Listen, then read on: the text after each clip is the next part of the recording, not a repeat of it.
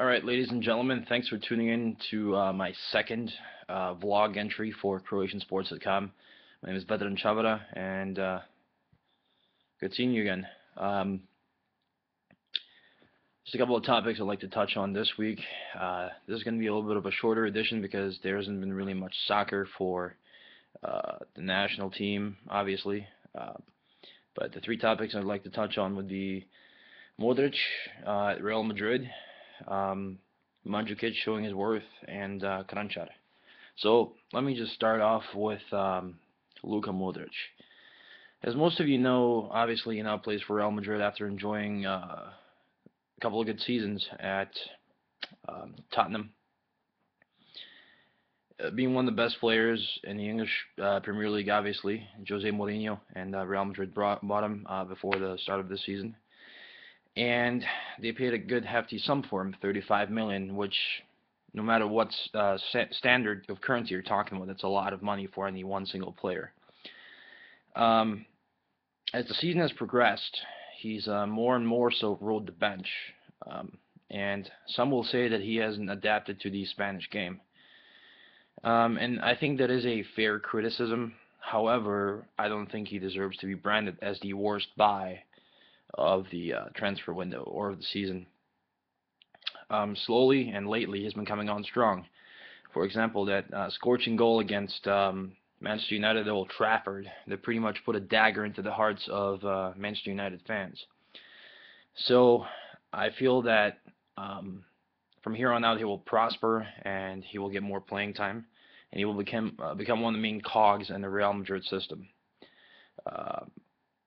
I don't know if Jose Mourinho is going to stay on, but I think whoever the next manager of Real Madrid is will use Modric in a more advanced position, whether it's right behind the attackers or playing on the left or right mid positions.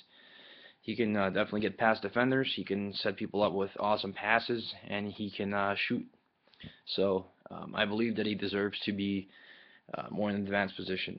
And I think from here on out he'll flourish, and that only will benefit us at the national team level, and will only further cement his legacy as one of the best players in the world at his position. Topic number 2 is Mario Mandzukic.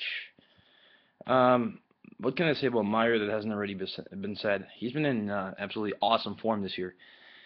He's been scoring goals.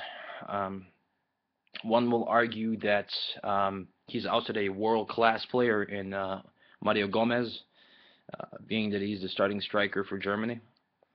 But even when he's not scoring goals, Mario is setting up Thomas Müller with assists, which pretty much bodes well for Bayern going to leg 2, since they do have a 2-0 advantage.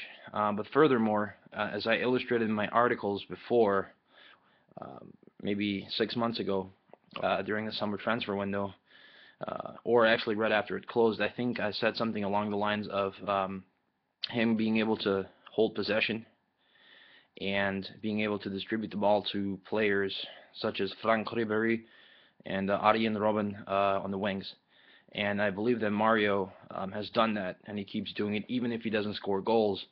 He gets the ball, he holds off defenders, draws the foul, and puts Bayern in a better position to succeed and score goals. So from here on out, I'm only looking for Mario Mandzukic to keep getting better and better. He will never be the blazer that Olic is. He will never have the shot that Petric has. But overall, he's our best striker right now. Even if he's not scoring goals, he always finds himself at the right place at the right time, which is great. And last but not least, I guess what I'd like to touch on would be Nico Kranjčar. Nico Kranjčar was great when he played for Portsmouth under Harry Redknapp. He was one of their best players, if not the best player. Would score some vital goals for them. Would come up with a key pass. Then he transferred to Tottenham.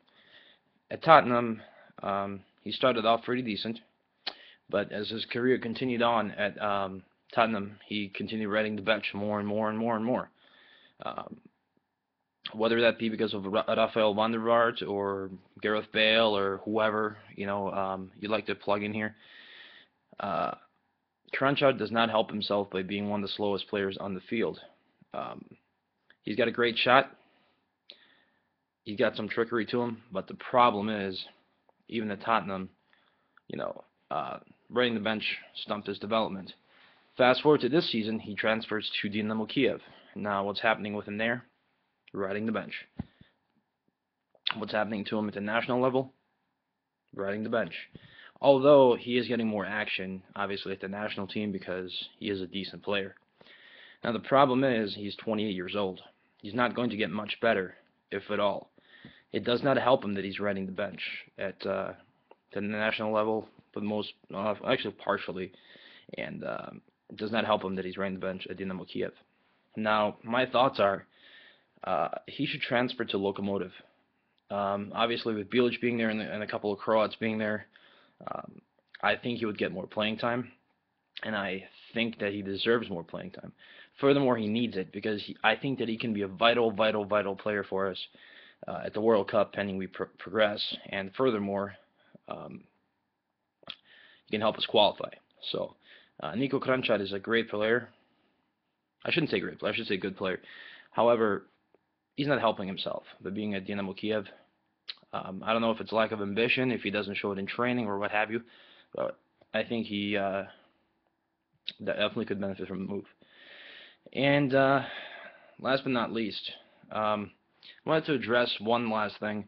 Last time I wasn't wearing enough Croatian gear, representing bitches, so hope you're happy with that. As always, I'm looking forward to more of your comments. Feel free to send in questions. Again, I wanted to thank you for tuning in. Thank you, Ante and Dennis, for hosting me and putting this video on the site. And Živeli and Lijepa naša. And yeah, take care, guys. Thanks for tuning in. Have a good one.